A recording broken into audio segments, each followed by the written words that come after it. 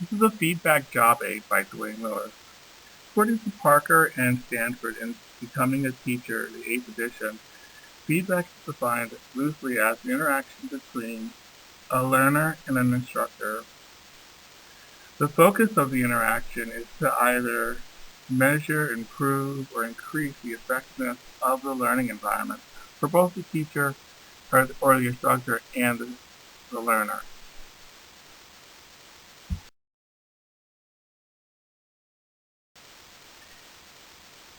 Feedback has a structure that is similar to the structure of a pizza. Feedback has three components or parts. A foundation, like the crust, provides the framework and the structure to the feedback. Focus on the learner, that is like the sauce. It's the backbone to communication between the instructor and the learner. And talking points are the topics. The most visible portion can represent the discussion that occurs between the teacher and the student.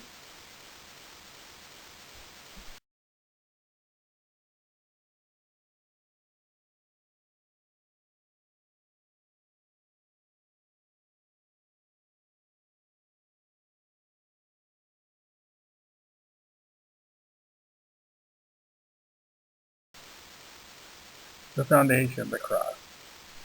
This is basically pre-planning. This is when you, as an educator, consider how you want to administer feedback. You should consider what the learning objective is and how it works towards achieving a learning standard. Consideration should be given to what type of assignment is being given.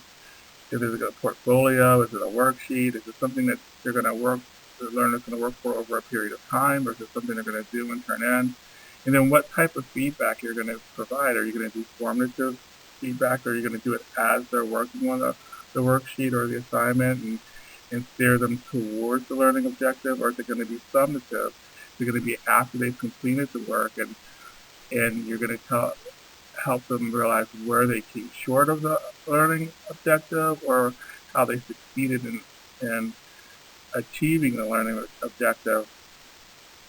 But at this point, this is where you're going to look at what you're planning to do as the educator and where your thoughts are at for how you're going to provide the feedback.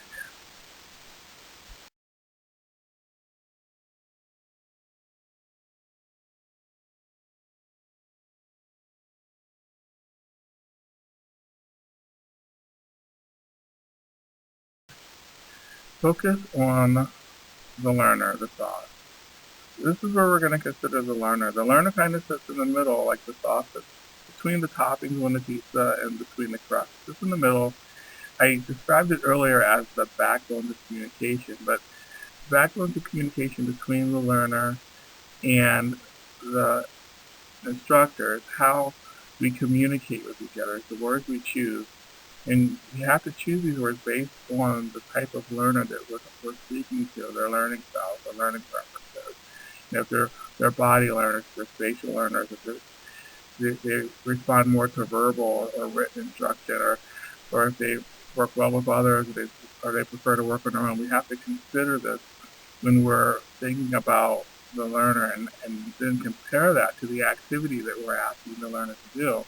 We have a learner that's logical and spatial, and we have them sitting down and doing something that's not spatial and is not working with the logical mindset, then they may have a more difficult time with it. We would need to curb our feedback to match what they're doing and offer them ways to make themselves more successful based on their learning style and their learning preferences.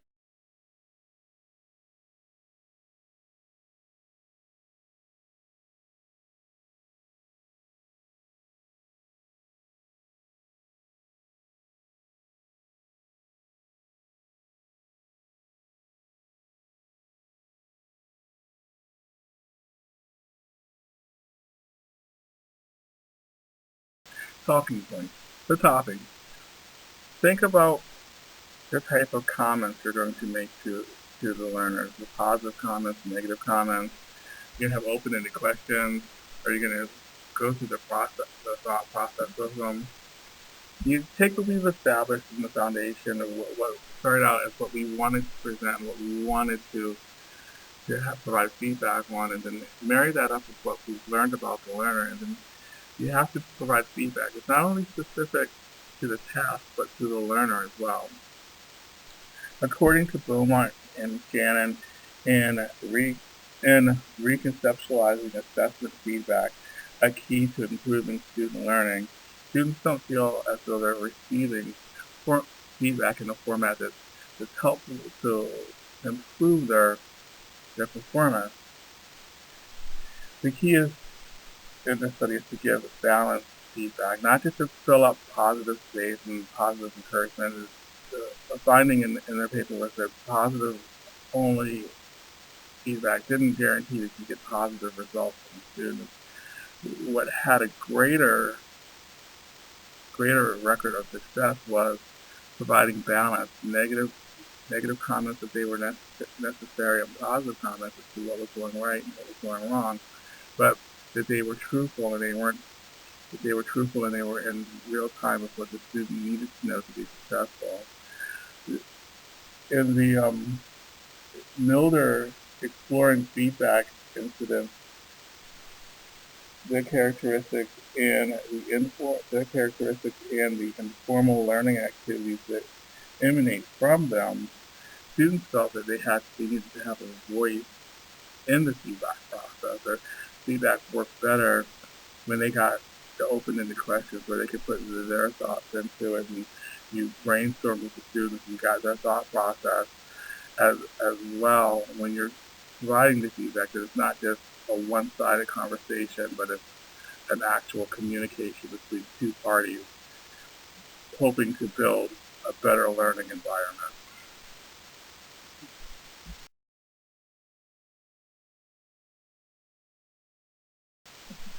The whole piece, though. We started from conceptualizing what we thought feedback would be at the beginning, basically looking at our learning objectives, our curriculum, what type of assignments we were going to have. We've looked at the learners, what their needs are, and we're going to marry those two things up to come up with talking points that is going to actually lead our feedback and help to ensure that not only the student but the learner benefit from the conversation you have about learning objectives and progress, and what type of environment you're working in with the students and pushing them forward and building up better performance as a result of feedback.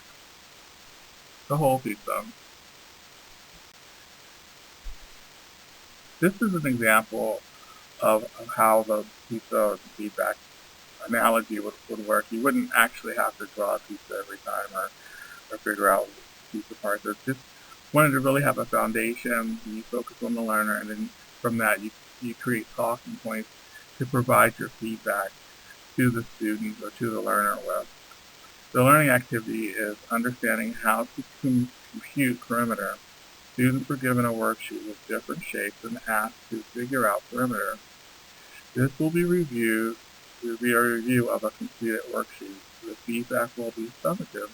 It will let students know how they did in accomplishing this learning task. The learner is primarily a spatial learner, but also responds to written instruction. The learner is performing at grade level for understanding the learner. And then the talking points will review the worksheet with the students, ask the students to perform calculations with the instructor. I sit with you here talking through the process of perimeter and getting a feel for the learner's understanding of what perimeter is, and begin to focus the learner on the next skill set. Since they're already at grade level, you're going to go ahead and start moving them towards the next as a part of an open-ended question, brainstorming, and understanding that so the feedback would really be pushing them forward and reviewing the worksheet. So it would be summative. And This is another example of how to use the feedback, the job aid, or the suggestions made in the job aid. The foundation, this is the activity, a group learning activity with learners that are both at and below performance level. The foundation is the type of activity, it's the project with a group of students and learners. The group is developing fraction sense. Students will work together to construct a fraction chart. The chart will help students to develop a concrete relationship to fractions and comparisons. To complete the chart, the completed chart should look as I've indicated here in the slide.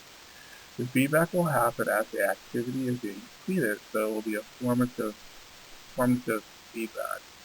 The learners, we know, will have multiple learning styles and learning preferences because they're working in groups. We also have multiple performance levels in each group.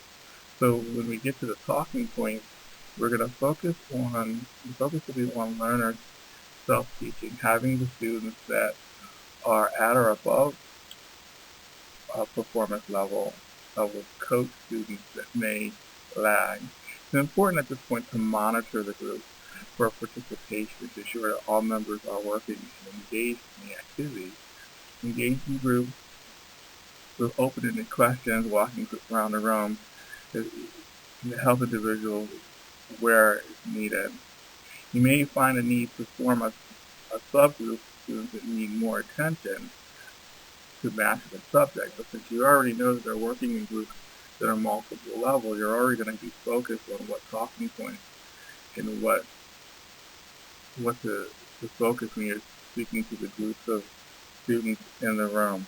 So that's the point of first you have to establish what you're going to teach you, what you want them to learn, and then what type of learners are going to be in place, and then you base your talking points on that, and you put your feedback in those types of content. And thank you. And just to finish off the presentation, a worksheet here for the last slide that you could use to take notes if you wanted to jot down your foundation, your focus on the learners, and their talking points for any feedback that you wanted to provide to students, or if you wanted to use this format for your own feedback session.